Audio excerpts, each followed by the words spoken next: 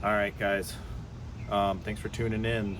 After my Moab Rocks stage race videos, a few people asked about equipment, what I chose to ride, and this was my weapon of choice. This is a 2022 Epic Evo.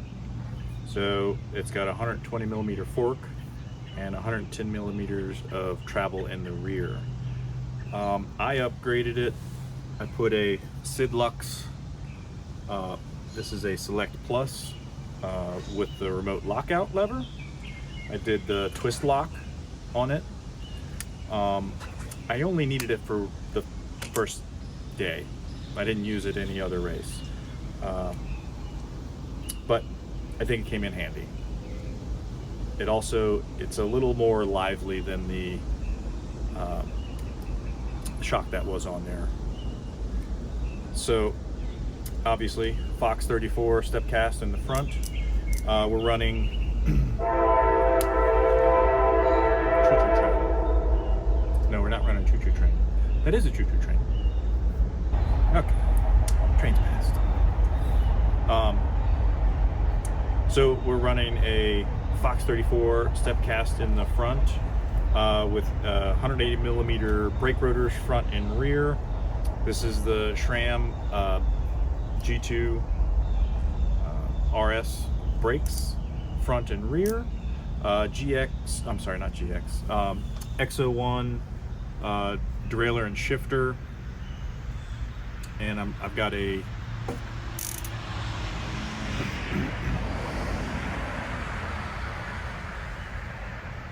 I've got a 9 to 50 tooth rear cassette. It's an E13 cassette. I really like this ratio.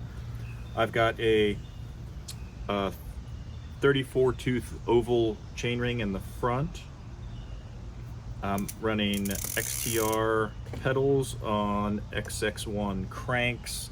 I've got a 4 III power meter on the left crank, and I'm running Renegade specialized Renegade grid casing T5 compound tires. I was really surprised they make the grid casing for this tire, but I'm really glad they did. They came in really handy. I ran inserts, but I don't think I had to. The tires just felt really good on the terrain in Moab. They're it's a pretty small, tight square block tread pattern, but in Moab you don't need much. I mean, there's only a couple sandy sections, and no amount of tread's going to help you there. And on the slick rock, it is super grippy. I never was worried about losing grip on the slick rock at all. I can even, with these tires, this casing, because this is like a grid, the grid casing is like a light trail casing. And with that casing, I can run lower tire pressures and get even more grip out of them. So I was really happy with how everything rode. Like I said, I did run inserts in it. So in the rear, I ran the XC Cush Core, and on the front, I ran an Vittoria Airliner Light. I think everything was a bit overkill, but I wasn't sure what it was going to be like out there because I had never been before. I think everything was, like I said, it was overkill, but I'm a 215-pound guy on a small travel cross-country bike riding in Moab. Not just riding, I'm racing, so everything is full gas. So yeah, I was pleased with everything. I think I could have run lower tire pressures than I did for the race, but I was again being super cautious. I didn't want to flat and have to fix a flat in the middle of the race. So after the race, I ended up riding at with Captain Ahab. I lowered my tire pressures just out of curiosity, and the bike rode so much better. and had much more grip than during the race. So I could have ran lower than I did. I was running for the race 22 in the back and 21 in the front.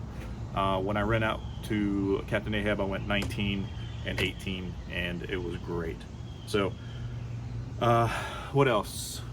Chain is a SRAM XX1, no, XX1? It's either XX1 or X01 chain. I wax my chains, so I don't get any grease on my fingers when I touch my chain. They move easier, they run smoother, they run cleaner, and last longer. The SRAM chains are not the fastest spinning chains, but they are the strongest chains. This is not my mathematics or science. This is from Zero Friction Cycling. I'll put a link to their website or their YouTube page. He does all kinds of testing on chains. I went with this one again. It's not the fastest running, the smoothest running chain, but the strongest. So I wanted strength. I wanted something reliable.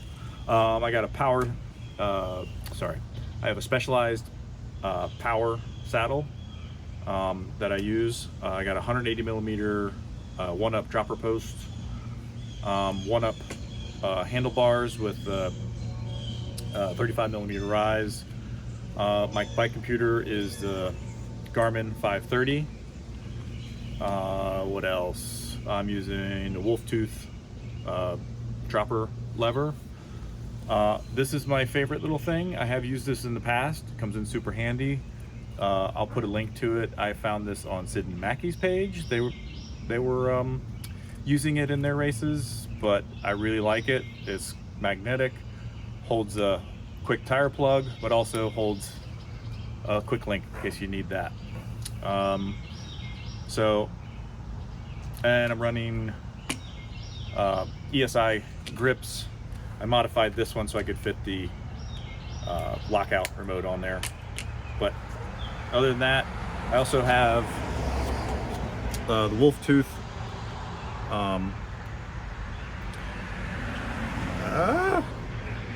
These are tough to get out, which is a good thing. I don't want them falling out. So this is the wolf tooth.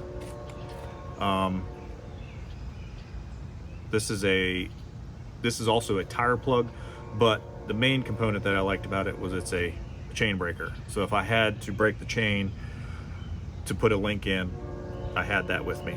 And on the other side is a toolkit, but that is a last minute need thing, because this little tool that comes on the bottle cage from Specialized is so much easier and quicker to get to. Everything's right there, ready to go.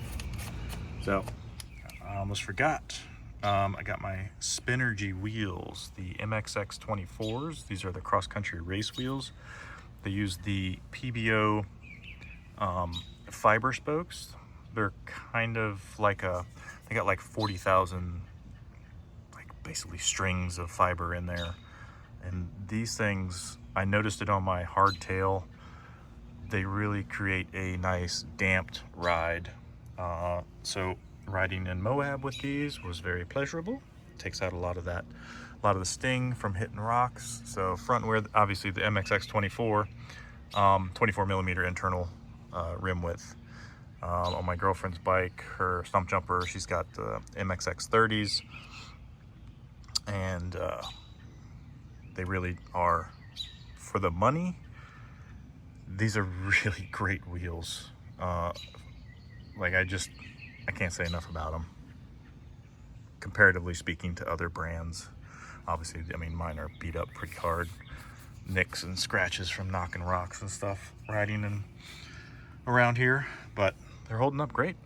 If you have any questions, let me know. Till next time, namaste, bitches. Maybe no train. Still traffic.